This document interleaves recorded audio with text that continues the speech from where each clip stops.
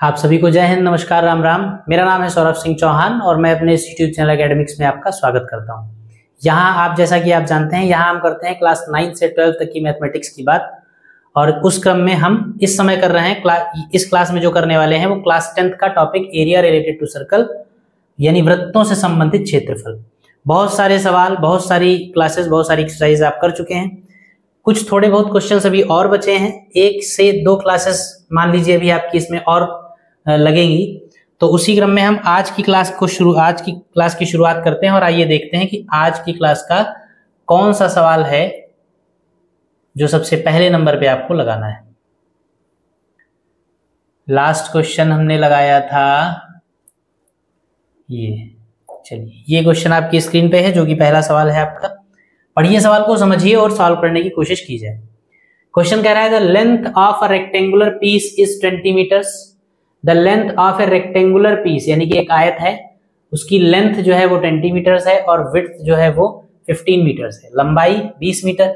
एक आयताकार टुकड़ा है जिसकी लंबाई 20 मीटर है और चौड़ाई 15 मीटर है।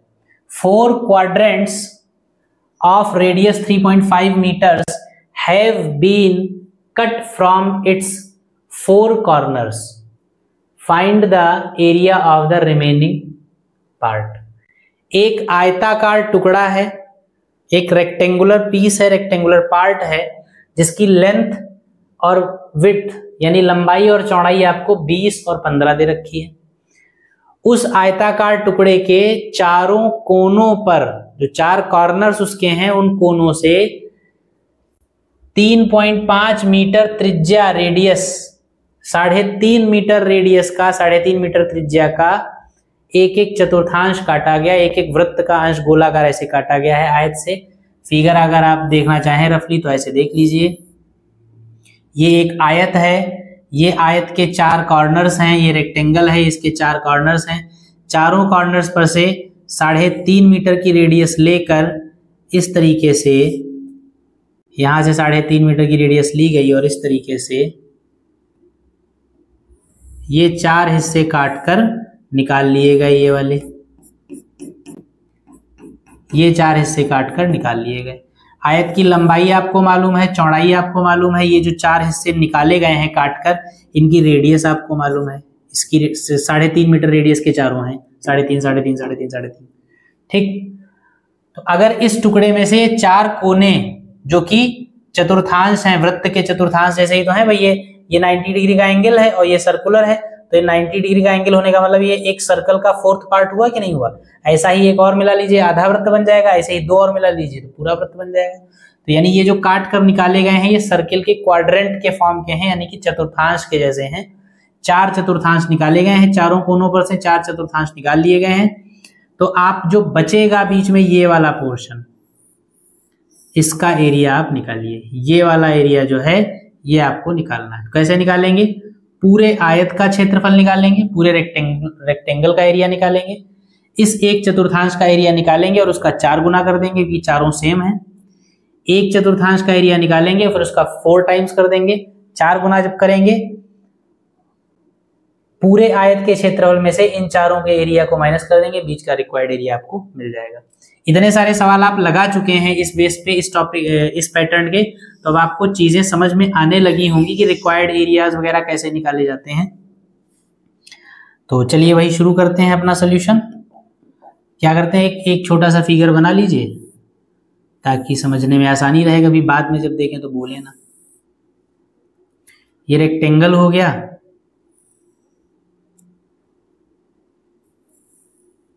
ये 4 पार्ट्स निकाल दिए गए इसमें से। नाम इसका रख दीजिए A, B, C और D। इनकी लेंथ वगैरह दे रखी हैं आपको, 20 और 15 दे रखी, यानी कि 20 मीटर लंबाई है इसकी और 15 मीटर चौड़ाई है इसकी।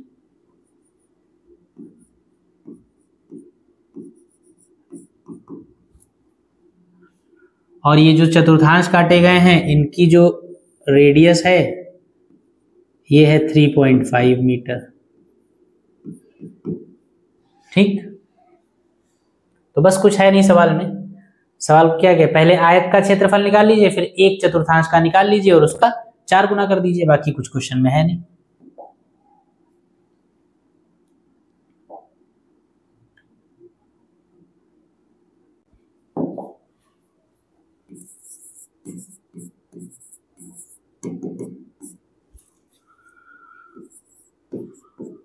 सबसे पहले जो दिया है वो लिख लीजिए, आयत की विमाएं यानी कि डायमेंशंस ऑफ रेक्टेंगल।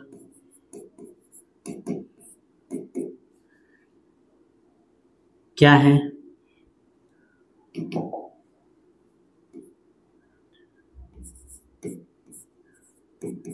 लंबाई है 20 मीटर,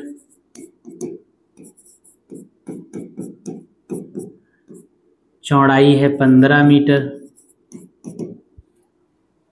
ठीक है, तो लिखेंगे इसलिए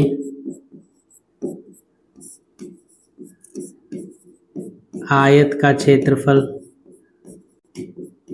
लंबाई गुणे चौड़ाई, length into width, 20 into 15 meter square, 15 दूनी 30, 300 मीटर स्क्वायर हो जाएगा रेक्टेंगल का एरिया। उसके बाद प्रत्येक चतुर्थांश की त्रिज्या लिखेंगे। जो चतुर्थांश जो क्वाड्रेंट्स काट के निकाले गए हैं उनकी रेडियस आपको दे रखी है। प्रत्येक चतुर्थांश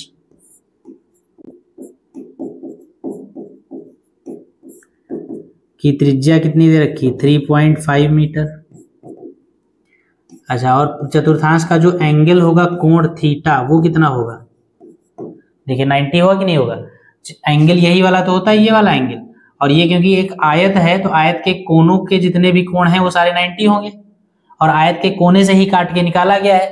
यानी ये जो त्रिज्यखंड आपको दिख रहा है, सेगमेंट दिख रहा है, ये इस सेगमेंट का जब एरिया निकालेंगे आप तो आपको आर चाहिए सेगमेंट का और थीटा चाहिए।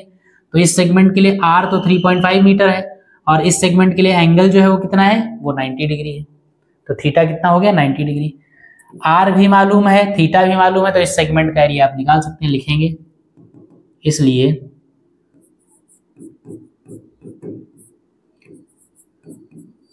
चारों चतुर्थांशों का क्षेत्रफल क्या हो जाएगा? 4 इंटू 1 का क्षेत्रफल होता है pi R square theta by 360, और 4 है तो 4 गुना कर दिया। वैल्यू रख दीजिए 4 इंटू पाई की वैल्यू 22/7, आर स्क्वायर का मतलब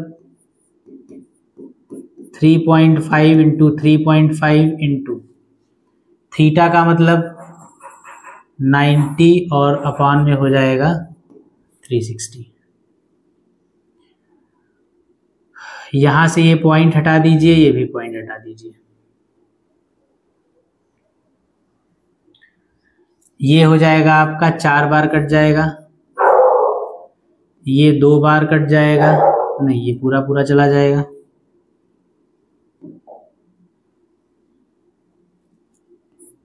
ये पूरा पूरा कैंसिल हो जाएगा।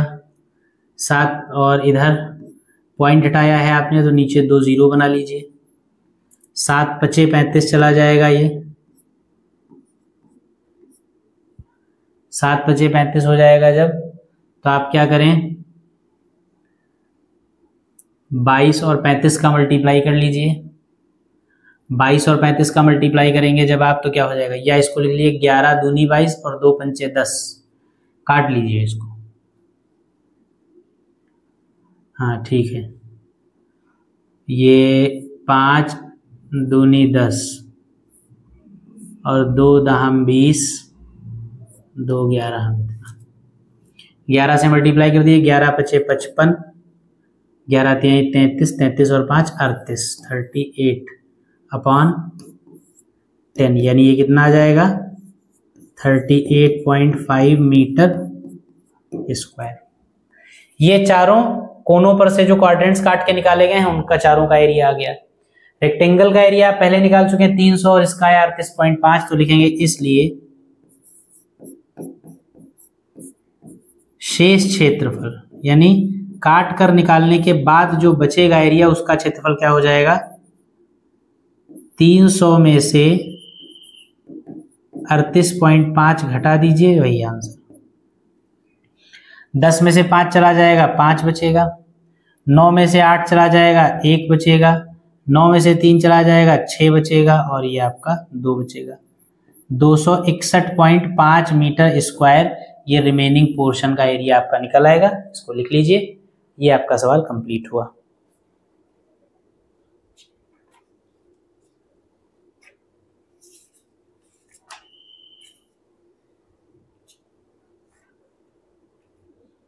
फिर अगला सवाल लिखा जाए।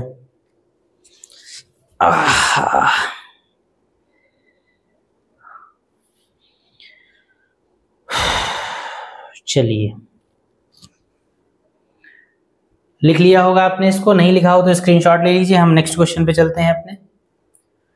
अगला सवाल कह रहा है, a bicycle takes 5000 revolutions to cover a distance of 11 kilometer, find the diameter of the wheel.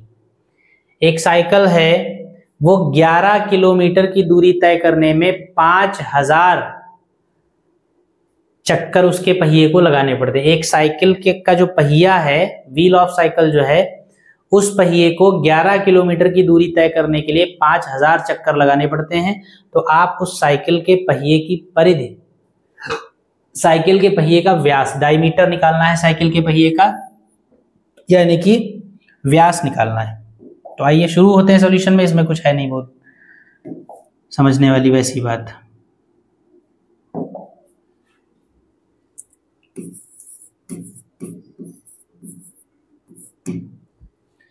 ग्यारह किलोमीटर, सबसे पहले देखिए कुल दूरी कितनी है।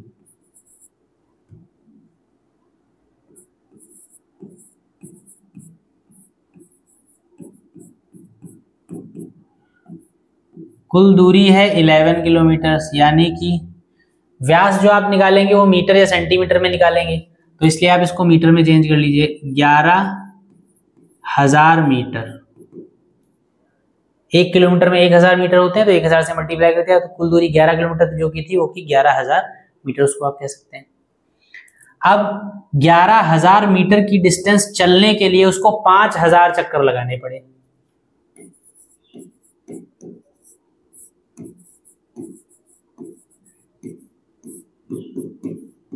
कुल चक्कर उसको कितने लगाने पड़े? 5000।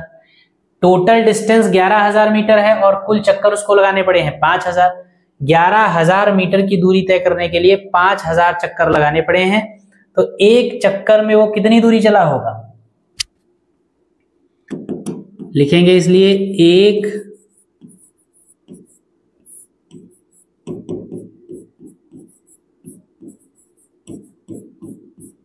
चक्कर में तय दूरी। भाई टोटल दूरी वो तय कर रहा है 11,000 मीटर, टोटल दूरी तय कर रहा है 11,000 मीटर, और कुल चक्कर उसको लगाने पड़ रहे हैं 11,000 के लिए 5000। तो एक चक्कर में अगर कितना लगाना है तो कुल चक्करों से आप भाग कर दीजिए, कितना बचेगा? 11/5 मीटर।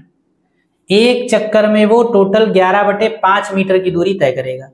और एक चक्कर में कोई भी गोल पहिया है वो एक चक्कर में कितना चलता है? अपने परिधि के बराबर, अपने सरकमफ्रेंस के बराबर चलता है, ये आप जानते हैं। भाई कोई भी वृत्त जो है, कोई भी गोलाकार पहिया हो, वृत्ताकार पहिया हो, तो पहिया जब एक रिवॉल्यूशन पूरा करेगा तो अपनी सरकमफ्रेंस के बराबर वो चल चुका होगा। यानी एक चक्कर को पूरा करने में अपनी परिधि के बराबर दूरी कोई भी गोल वृत्त तय करता है।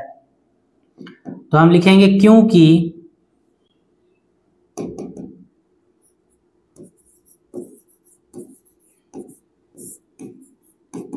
एक चक्कर में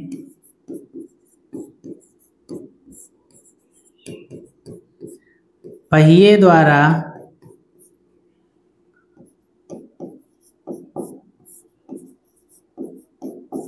चली गई दूरी बराबर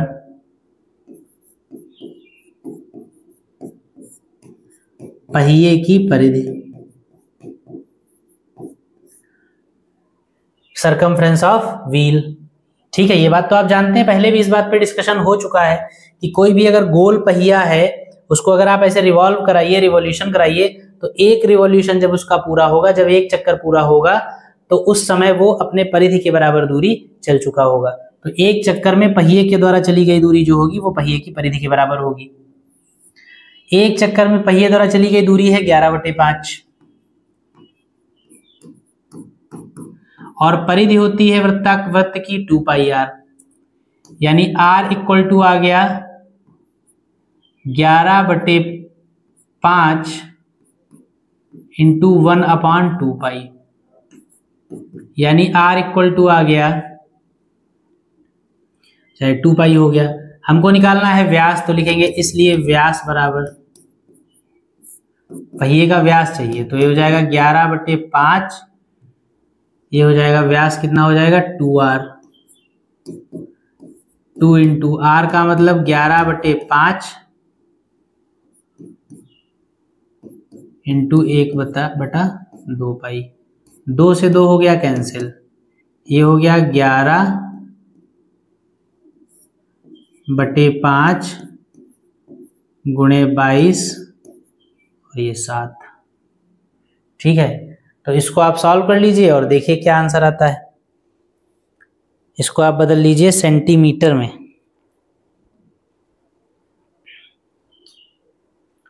ये आपका किस में है, मीटर में चल रहा है, ये मीटर में आ गया, तो इसको आप सेंटीमीटर में बदल लीजिए। 11 इंटू 7/5 इंटू 22 इंटू 1 मीटर में 100 सेंटीमीटर, तो 100 से मल्टीप्लाई कर दीजिए, ये काट पीट दीजिए, 5 दूनी 10, फिर 2 दहम 20, 11 से 11 कट गया, कितना आ जाएगा 7 दहम 70 सेंटीमीटर। आसान सा क्वेश्चन था, कुछ था नहीं सवाल में। पहिए का व्यास निकालना था, पहिए का व्यास 70 सेंटीमीटर आ गया, 70 सेंटीमीटर आ गया। तो लिख लीजिए इस क्वेश्चन को, कुछ बहुत विशेष बात नहीं थी सवाल में। और हम फिर चलते हैं अपने अगले सवाल पे। चलिए, क्या कहा गया है, पढ़िए सवाल को। A length of a large minute hand is, large minute नहीं, लार्ज मिनट हैंड नहीं है, एक बड़ी की मिनट नहीं है, घड़ी की, क्या यार, एक घड़ी की मिनट की सुई। A length of a clock minute hand is 14 centimeter. Find the area covered by the needle is in 5 minutes. एक घड़ी है, घड़ी की मिनट की सुई जो है उसकी लंबाई आपको 14 सेंटीमीटर दे रखी है। एक घड़ी है, घड़ी की जो मिनट की सुई है उसकी लंबाई आपको 14 सेंटीमीटर दे रखी है। आपसे कहा गया कि घड़ी 5 मिनट में कितना क्षेत्रफल तय करती है, ये आप बताइए। मान लीजिए वो 1 पर थी, तो 5 मिनट बाद वो यहाँ 2 पर पहुंच जाएगी। ये वाला एरिया आपको निकालना है, कुछ है नहीं सवाल में, ये भी आसान सा क्वेश्चन है। चलिए इधर बना लीजिए। ये घड़ी है, ये घड़ी की सुई है मिनट वाली, इसकी लंबाई आपको 14 सेंटीमीटर दे रखी है। ये ए पोजीशन है मान लीजिए, 5 मिनट बाद हमने मान लिया कि ये बी पोजीशन पर पहुंच गई। तो ऐसी स्थिति में आपको ये वाला एरिया निकालना है। इस सेंटर को ओ मान लीजिए, ये आपको दे रखी है 14 सेंटीमीटर,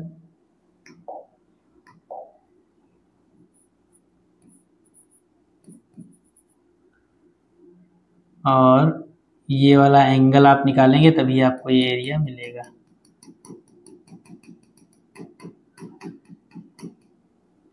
ये एरिया आपको निकालना है।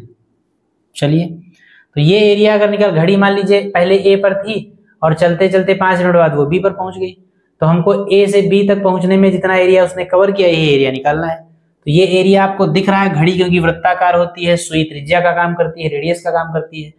तो ये जो एरिया हमको दिख रहा है ये एक त्रिज्यखंड दिख रहा है हमको, एक क्या दिख रहा है, त्रिज्यखंड, यानी कि सेगमेंट ऑफ सर्कल।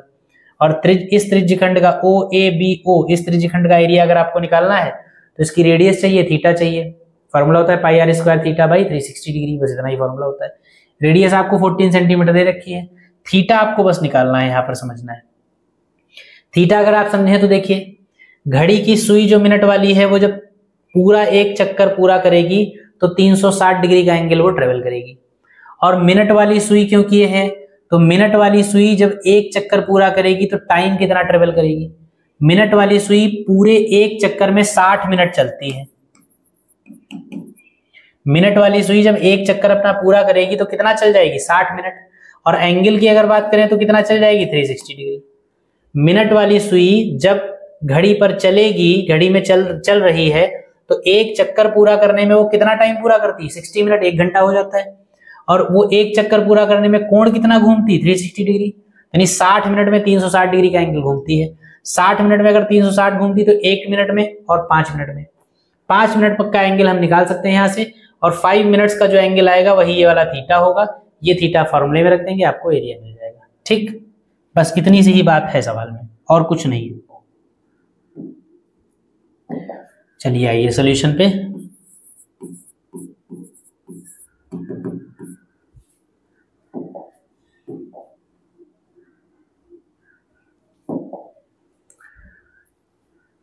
लिखेंगे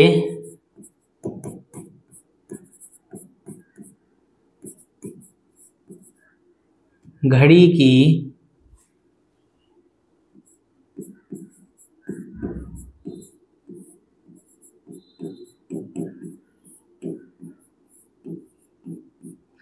मिनट वाली सुई की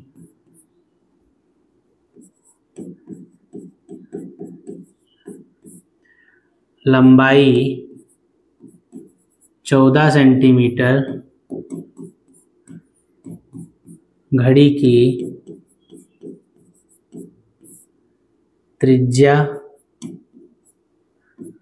मानी जाएगी,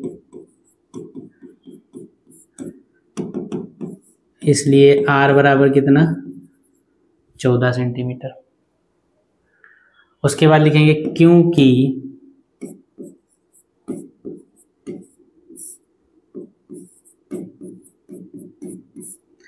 मिनट वाली सुई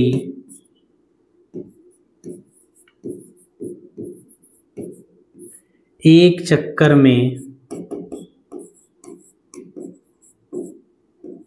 60 मिनट का समय तथा 360 डिग्री का कोण घूमती है, इसलिए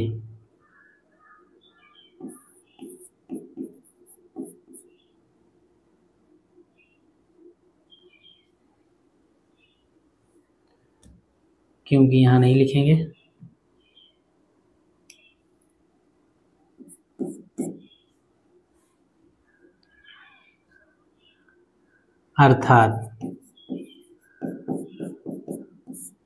अर्थात क्या, इसी को आप मैथमेटिकली लिखेंगे तो क्या लिखेंगे, क्योंकि अर्थात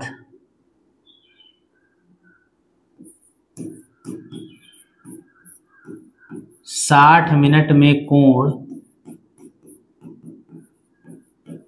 360 डिग्री, इसलिए 1 मिनट में कोण 360/60, इसलिए 5 मिनट में क्षेत्रफल हमको निकालना है तो 5 मिनट का कोण हम निकाल लें, इसलिए 5 मिनट में एंगल कोण थीटा इक्वल टू कितना हो जाएगा, 360/60 × 5, ये हो जाएगा 0 6 छाक 36 6 पंचे 30 डिग्री। थीटा की वैल्यू कितनी आ गई, 30 डिग्री। लिखेंगे इसलिए 5 मिनट में चला गया क्षेत्रफल, 5 मिनट में चला गया क्षेत्रफल ए से बी पर आ जाएगा, तो 5 मिनट में चला गया क्षेत्रफल क्या होगा, फार्मूला लगाएंगे पाई आर स्क्वायर थीटा बाई 360। पाई की वैल्यू आपकी हो जाएगी 22/7, आर की वैल्यू हो जाएगी 14 × 14, और थीटा आपका हो जाएगा 30 डिग्री और अपॉन में 360। ये आपका कैंसिल हो जाएगा 30 से, ये 0 0 कट जाएगा, 3 एकम 3, 3 दूनी 6, 2 से 1 कट जाएगा, 2 छंग 12, ये 11 बचेगा। 2 से 1 कट जाएगा, 2 तिहाई 6, 2 सत्ते 14, 7 से 7 कट जाएगा, 14 और 11 बचेगा, तो क्या हो जाएगा 11 चौक 44, 4 बचा, 11 एकम 11, 4 15 और अपॉन में आएगा 3। इसको सॉल्व कर लेंगे, कितना आ जाएगा 3 पचे 15, 3 एकम 3, 3 तिहाई 9, क्या है डायमेंशन सेंटीमीटर स्क्वायर। यानी कि 5 मिनट में घड़ी की सुई के द्वारा चला गया जो क्षेत्रफल होगा 51.3 सेंटीमीटर स्क्वायर होगा। ठीक है, तो इसको नोट कर लीजिए, भी कुछ बहुत खास सवाल नहीं था कठिन। बाकी इसको नोट करिए, फिर हम अगला सवाल लगाते हैं अपना।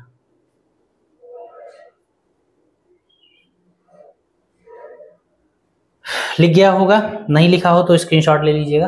अगले क्वेश्चन पे हम चलते हैं। अगला क्वेश्चन कह रहा है 10 सेंटीमीटर त्रिज्या वाले वृत्त की एक जीवा AB है, वृत्त के केंद्र पर 90 डिग्री का कोण बनाती है, दीर्घ वृत्तखंड तथा लघु वृत्तखंड का क्षेत्रफल ज्ञात कीजिए। कुछ भी सवाल में नहीं है, सारी की सारी वैल्यूज देकर केवल फॉर्मूला यूज करके आपको एरिया निकालना है।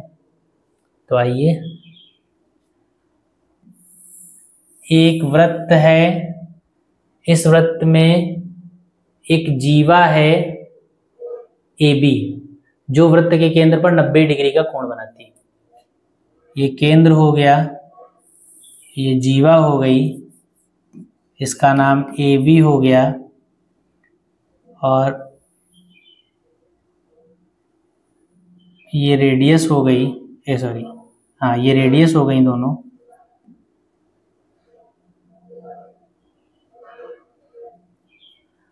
और ये वाला एंगल 90 दे रखा है इसमें,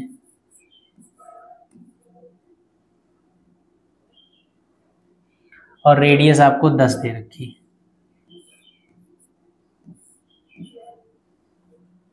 तो आपको लघु वृत्तखंड और दीर्घ वृत्तखंड का एरिया निकालना है। ये वाला एरिया निकालना है आपको, और ये पूरा ऊपर का पूरा एरिया निकालना है, ये पूरा निकालना है। ठीक, चलिए निकाला जाए।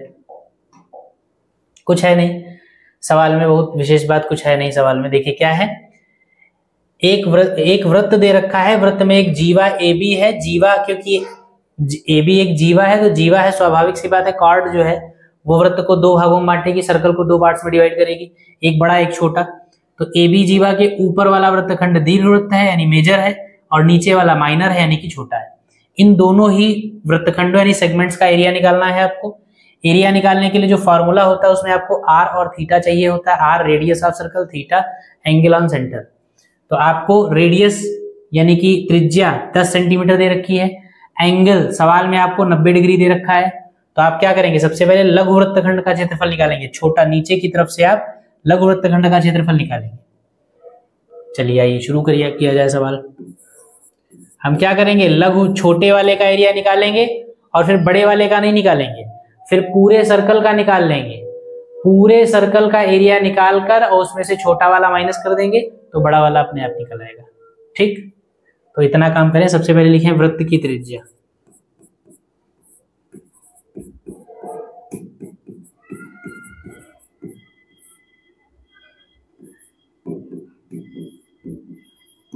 वृत्त की त्रिज्या R बराबर कितना दे रखा, 10 सेंटीमीटर। अगर वृत्त की त्रिज्या आपको मालूम है तो वृत्त का क्षेत्रफल आप निकाल सकते हैं।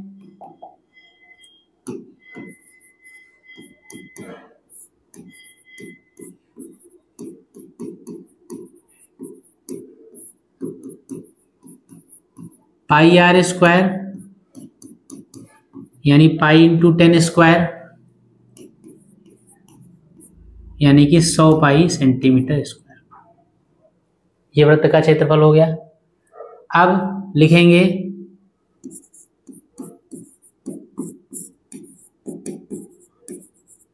सवाल ने कहा है कि जीवा ए बी जो है वो केंद्र पर 90 डिग्री का कोण बनाती है। तो जीवा ए बी द्वारा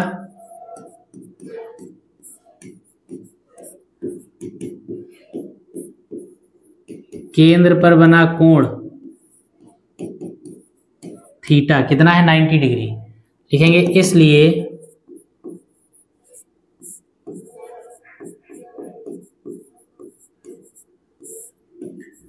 लघुवृत्तखंड का क्षेत्रफल कितना हो जाएगा। फॉर्मूला क्या होता है लघुवृत्तखंड के क्षेत्रफल का, pi R square theta by 360 minus 1/2 R square sine theta.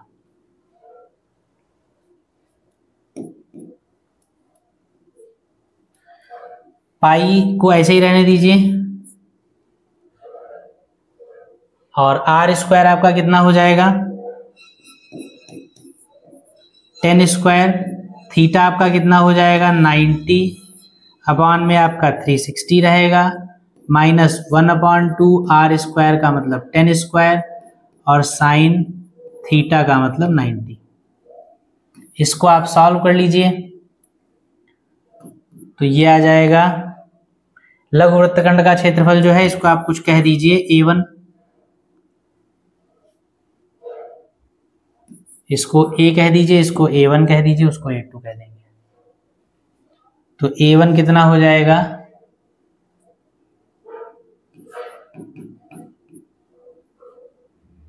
ये 4 बार कट जाएगा,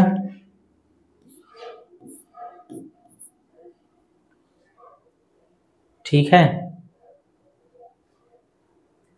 ये 100 पाई बटे 4 और ये 100 बटे 2।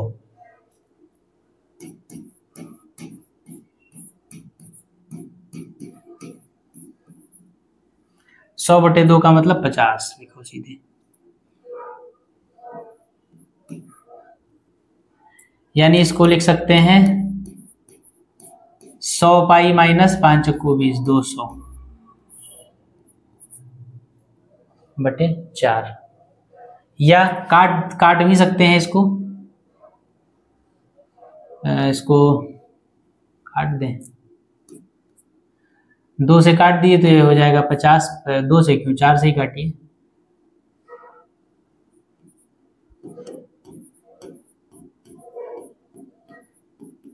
पच्चीस पाई माइनस 50, A1 आ गया। A1 का मतलब देखिए पूरे वृत्त का एरिया A आपको मालूम है, छोटे वाले लघुवृत्त मतलब छोटे वाले वृत्तखंड यानी लघुवृत्तखंड का माइनर का एरिया A1 आपने निकाल लिया। पूरे में से अगर नीचे वाला माइनस कर दीजिए, छोटा वाला माइनस कर दीजिए तो दीर्घवृत्तखंड का क्षेत्रफल आपको मिल जाएगा, मेजर का निकल आएगा। तो लिखेंगे इसलिए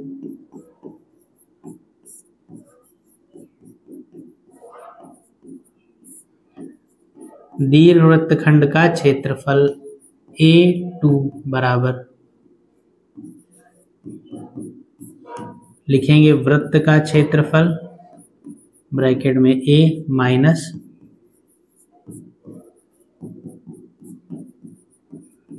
लघुवृत्तखंड यानी A1। तो A2 बराबर लिख लेंगे, ये आया है कितना आपका 100 पाई माइनस ये आया है 25 पाई माइनस 50। 100 में से 25 जाएगा 75 पाई माइनस माइनस प्लस का 50 पाई सेंटीमीटर स्क्वायर। इसको एक जगह पे आप आंसर बना के लिख सकते हैं, अतः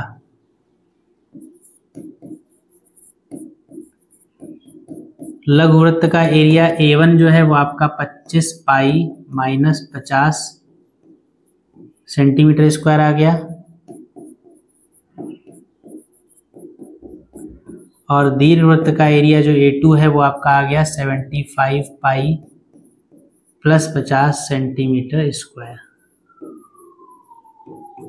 ये आपका हो गया आंसर, ठीक है।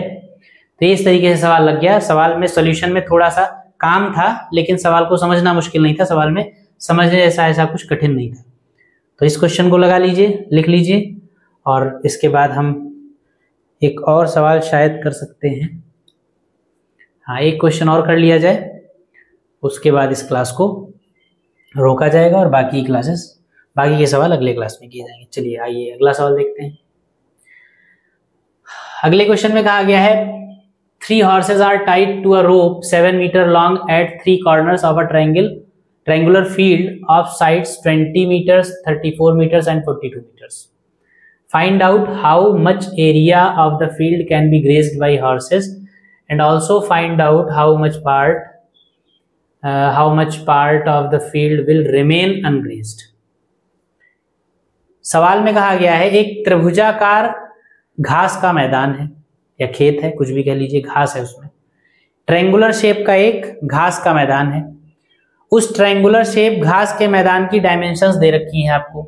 जो ट्रायंगुलर शेप है उस शेप में लंबाई मतलब उनकी जो ट्रायंगुलर शेप है उसकी तीनों भुजाएं, तीनों साइड्स जो हैं वो 20 मीटर, 34 मीटर और 42 मीटर दे रखी है।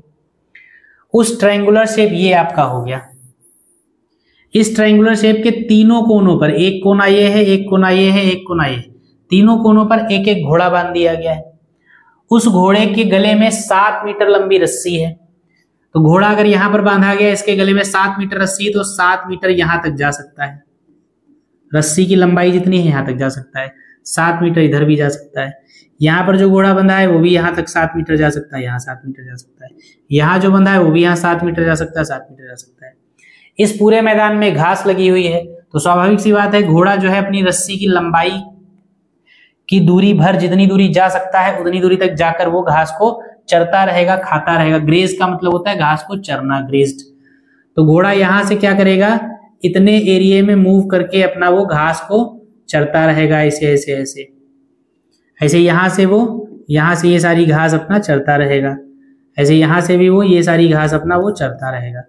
आपसे पूछा गया है कि बताइए खेत के कितने हिस्से की घास वो चर डालेगा और खेत में कितने हिस्से में घास बाकी बची रह जाएगी। तो घोड़ा जिस हिस्से की घास चरेगा वो ये है A1, ये है A2 और ये है A3। ये घास चरेगा, ये घास चरेगा और ये घास चरेगा। यानी घोड़े द्वारा चरी गई टोटल घास जो होगी, ग्रास ग्रेज्ड बाई हॉर्सेस, कितनी हो जाएगी, A1, A2 और A3। A1 plus A2 plus A3, total इतनी घास को घोड़ा खा के खत्म कर देगा, चराई इसकी इतनी घास की कर डालेगा। बाकी जो बचा हुआ रीजन ये है, ये घास आपकी रह जाएगी कि यहाँ घोड़ा पहुंच नहीं पाएगा। तो क्या करना है हमको, चरी हुई घास का क्षेत्रफल और बची हुई घास का क्षेत्रफल निकालना है। तो चरी हुई घास है ये 1, 2, 3 यानी ये, और बची हुई घास है ये अंदर वाली यानी ये। दोनों का एरिया निकालने के लिए क्या करेंगे, सबसे पहला काम करें हम ट्रायंगल का एरिया निकाल लें, ठीक। उसके बाद इन तीनों का एरिया निकाल लें। ट्रायंगल में से देखो इन तीनों का एरिया निकालेंगे, A1 निकाल लेंगे, A1, A2, A3 तीनों निकालने पड़ेंगे क्योंकि तीनों एंगल्स अलग अलग हैं। अगर तीनों कोण समान होते तो एक का निकाल के 3 गुना कर देते, लेकिन क्योंकि देखिए तीनों भुजाएं बराबर हैं, रेडियस तो तीनों की सेम है, घोड़ा 7 मीटर की रस्सी से ही बंधा हुआ है, यहाँ पर भी, यहाँ पर भी, यहाँ पर भी। तो यानी रेडियस R सेम है। ये जो त्रिज्यखंड बन रहे हैं, ये जिस त्रिज्यखंड का एरिया हम निकालेंगे इसके लिए R तीनों के लिए सेम है, लेकिन थीटा सबका अलग है क्योंकि त्रिभुज की भुजाएं अलग अलग हैं। भुजाएं अलग अलग होने का मतलब है ये विषम बाहु त्रिभुज है। विषम बाहु का मतलब जिसकी तीनों साइड्स और तीनों एंगल्स डिफरेंट हो, एंगल अलग अलग हो। तो जब एंगल्स अलग अलग हैं तो इसके लिए थीटा कुछ और होगा, इसके लिए थीटा कुछ और होगा, इसके लिए थीटा कुछ और होगा, इसलिए तीनों आपको निकालने पड़ेंगे। A1 निकालेंगे, A2 निकालेंगे, A3 निकालेंगे, तीनों को जोड़ देंगे, घोड़े द्वारा चरी गई घास का क्षेत्रफल हमको मिल जाएगा, एरिया ऑफ ग्रेज्ड ग्रास का बाय हॉर्सेस हमको मिल जाएगा। उसके बाद हम पूरे ट्रायंगल का एरिया निकाल लेंगे। पूरे ट्रायंगल का एरिया निकालने के बाद उसमें से ये तीनों जो एरिया हमने निकाले थे इनको माइनस कर देंगे, तो ये बीच वाले बचे हुए हिस्से का क्षेत्रफल हमको मिल जाएगा, यानी बची हुई घास का क्षेत्रफल मिल जाएगा। ठीक, ये प्रोसीजर है इस सवाल को लगाने का। तो आइए अपना फेयर सोल्यूशन शुरू करते हैं। एक छोटा सा फिगर उधर बना लीजिए ताकि आपको चीजें याद रह जाएं। एक ट्रायंगुलर शेप बना लीजिए ऐसे, ये घास का मैदान है, नाम इसका रख लीजिए ABC।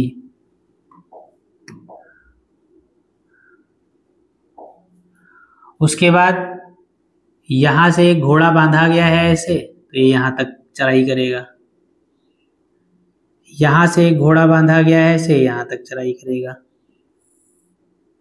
और यहां से एक घोड़ा बांधा गया है, से यहां तक चराई करेगा। ठीक, ये घास है इसमें सब पूरे मैदान में।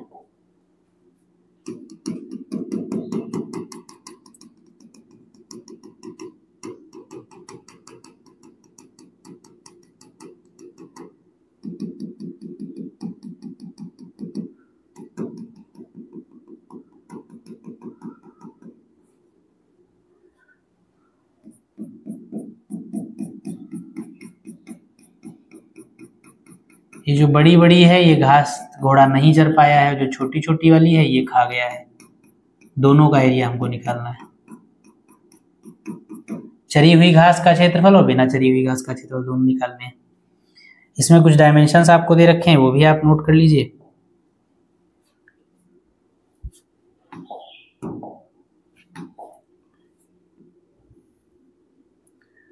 सबसे पहले तो ये जो रेडियस इसकी दे रखी है 7 मीटर दे रखी है।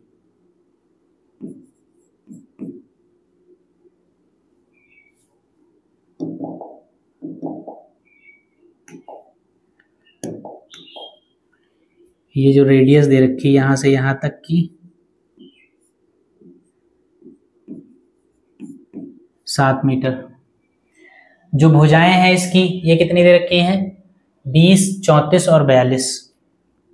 तो एक आपकी 20 दे रखी है यहां से लेकर यहां तक, एक 34 दे रखी है और एक 42 दे रखी है।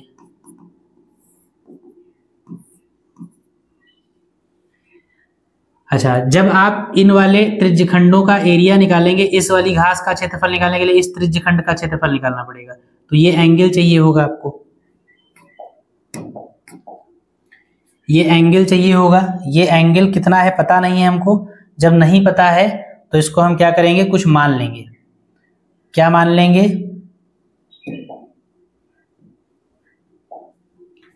इस वाले एंगल को आप थीटा मान लीजिए, सॉरी थीटा 1, इसको आप मान लीजिए थीटा 2 और इसको आप मान लीजिए थीटा 3। क्योंकि कोण हमको मालूम तो है नहीं, और ना मालूम भी नहीं है और निकाल भी नहीं सकते, क्योंकि ऐसी कोई इन्फॉर्मेशन है नहीं हमारे पास कि एंगल निकल आए। मतलब निकल आएगा क्योंकि तीनों भुजाएं दे रखी, तो आप कॉस रूल लगा के निकाल सकते हैं, लेकिन कॉस रूल आपके सिलेबस में नहीं है, वो आगे जब आप 11th में पहुंचेंगे तब है, तो इसलिए उसको आप यूज कर नहीं सकते हैं। तो हम यहाँ पर थीटा 1, थीटा 2 और थीटा 3 एंगल्स मान के सवाल को लगाएंगे। चलिए शुरू करते हैं सोल्यूशन अपना। जो इन्फॉर्मेशन है हमारे पास सबसे पहले वो लिख लें। लिखेंगे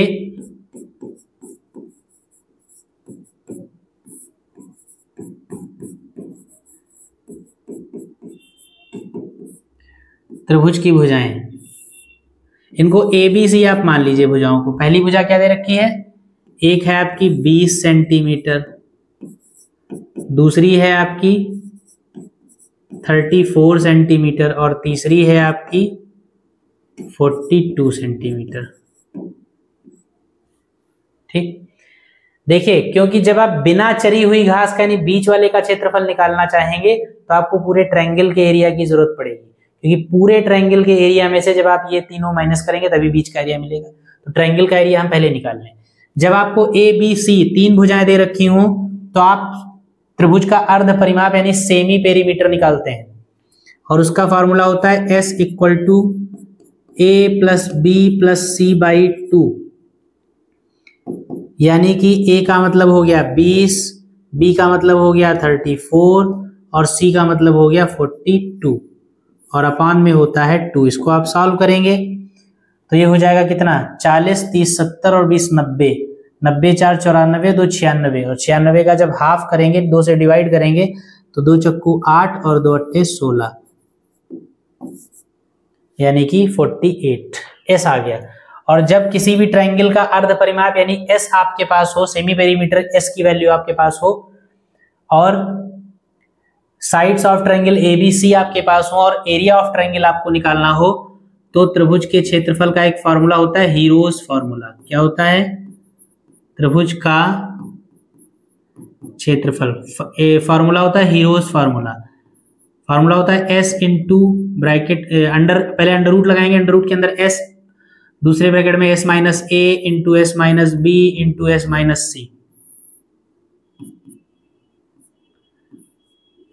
ब्रैकेट के अंदर s की वैल्यू रखेंगे 48,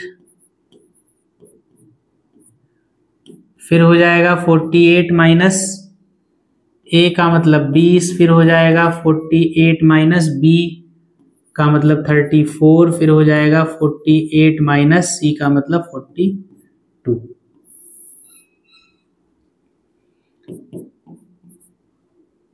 फोर्टी 48 रहेगा इंटू ये 20 चला जाएगा तो कितना बचेगा 28, 48 में से 34 चला जाएगा तो कितना बचेगा 34, 10 44 4 14, और यहां कितना बचेगा 42 6 48।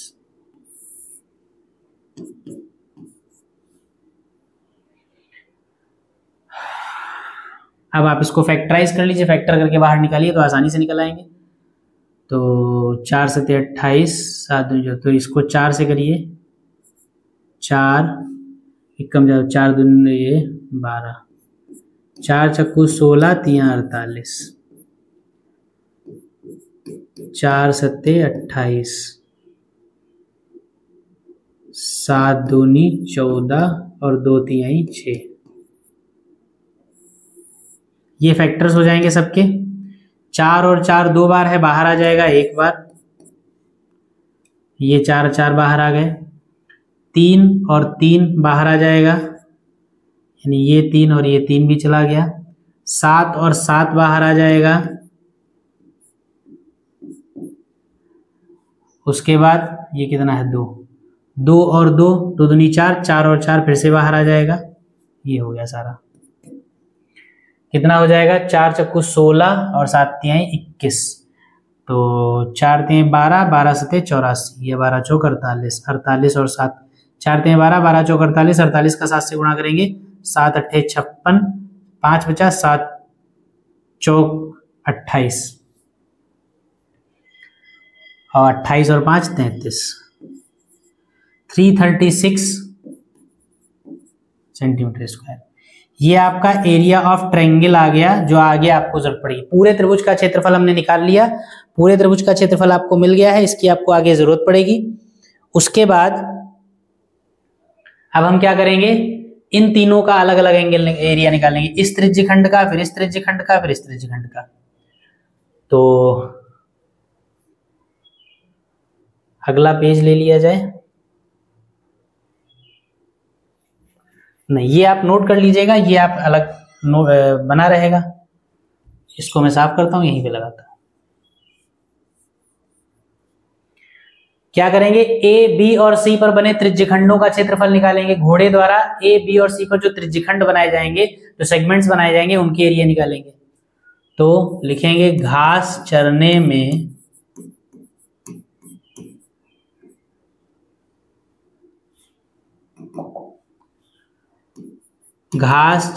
में घोड़ों द्वारा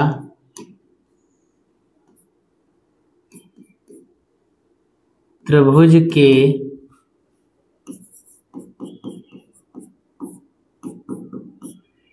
शीर्षों ए बी तथा सी पर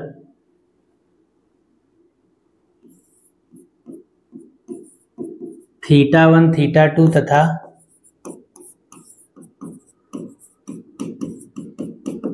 θ3 कोणों के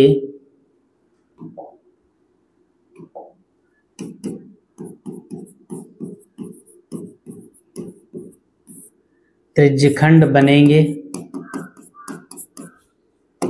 इसलिए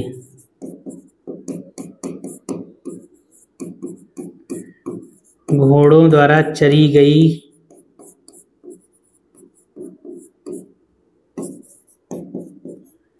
कुल घास बराबर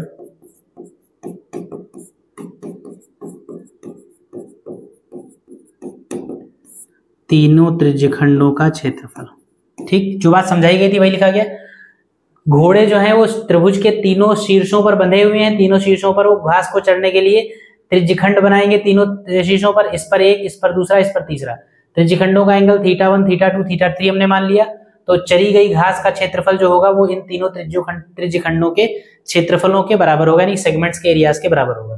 तो ये लिखा तीनों त्रिज्यखंडों का क्षेत्रफल जो होगा वही होगा चरी गई कुल घास का क्षेत्रफल। और तीनों त्रिज्यखंडों का क्षेत्रफल होगा क्या,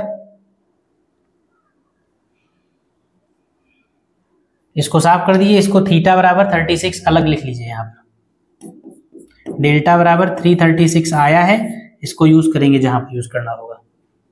बाकी ये साफ करिए आगे वाला।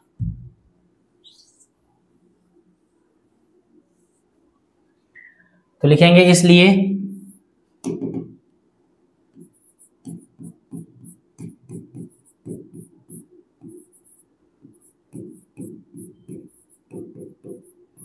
चरी गई कुल घास का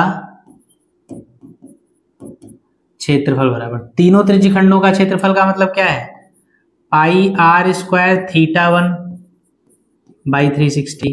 r क्योंकि सेम है सब में, पाई r स्क्वायर, थीटा अलग है तो θ2 बाई 360, और पाई r स्क्वायर θ3 बाई 360।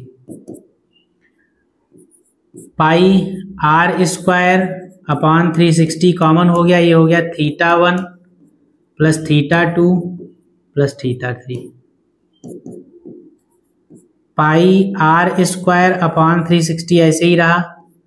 अच्छा ध्यान दीजिए, θ1 जो एंगल है वो एक्चुअली क्या है, एंगल ए है ना भाई, एंगल ए ही तो θ1, यही वाला कोण तो θ1 है और ये वाला कोण है एंगल ए, तो θ1 एक्चुअली ए है, θ2 एक्चुअल में बी है और θ3 एक्चुअल में क्या है, सी है। यानी θ1 की जगह हम लिख सकते हैं a और प्लस b और प्लस c। वैल्यूज रख दीजिए। पाई की वैल्यू, ये r की वैल्यू कितनी है, r है आपका 7, ठीक, तो पाई की वैल्यू आप रखिए 22/7। r की वैल्यू 7 × 7 बाई 360 बना रहा है ये, और bracket into a plus B plus C क्या है, देखिए a b c किसी त्रिभुज के तीनों कोण हैं और किसी भी ट्रायंगल के तीनों एंगल्स का सम जो होता है 180 डिग्री होता है, यानी a प्लस बी प्लस सी की वैल्यू क्या हो जाएगी 180। a प्लस बी प्लस सी कितना हो जाएगा 180।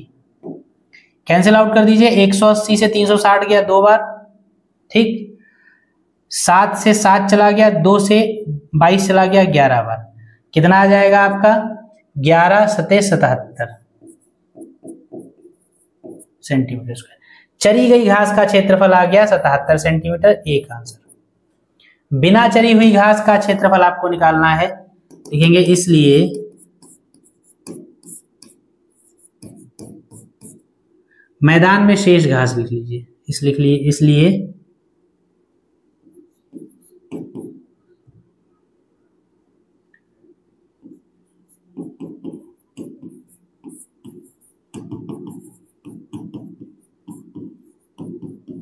मैदान में शेष घास का क्षेत्रफल बराबर लिखेंगे पूरे मैदान का क्षेत्रफल माइनस चरी घास का क्षेत्रफल। पूरे मैदान का क्षेत्रफल आया था 336 और ये आया है 77। कितना हो जाएगा, 16 में से 7 चला गया, 9 7 16, 2 बचा, 12 में से 7 किया, 7 5 12, और यहाँ पर 2 बचा, 259 सेंटीमीटर स्क्वायर।